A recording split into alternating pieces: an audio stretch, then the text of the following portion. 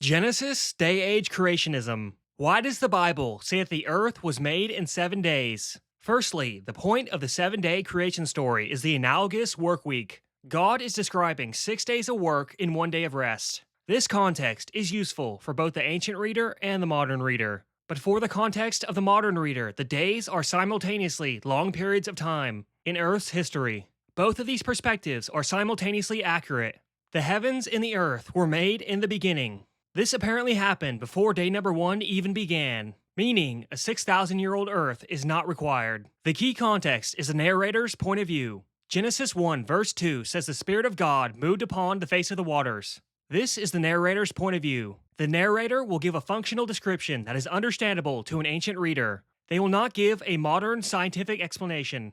On day 0, before day number 1 has even began, we have Earth being covered in water in a thick, dark atmosphere. Job 38 says the earth began with thick darkness, covered in clouds. This might be explained by the change of carbon dioxide in the atmosphere, creating conditions similar to the planet Venus.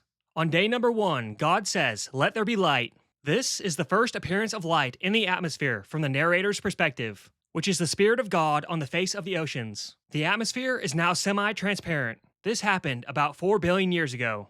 Day number 2 is divide the waters. He says, "Let there be an expanse in the midst of the waters." He called the expanse heaven. This is the start of the water cycle, with the separation of the ocean, the sky, and the clouds. Day number 3 is the appearance of land and plants. This began about 2.5 billion years ago. This doesn't mean that all plants appeared instantaneously. This could be seen as the beginning of the creation of all plants, which gradually continues into the next days. Plants began appearing before the first animals.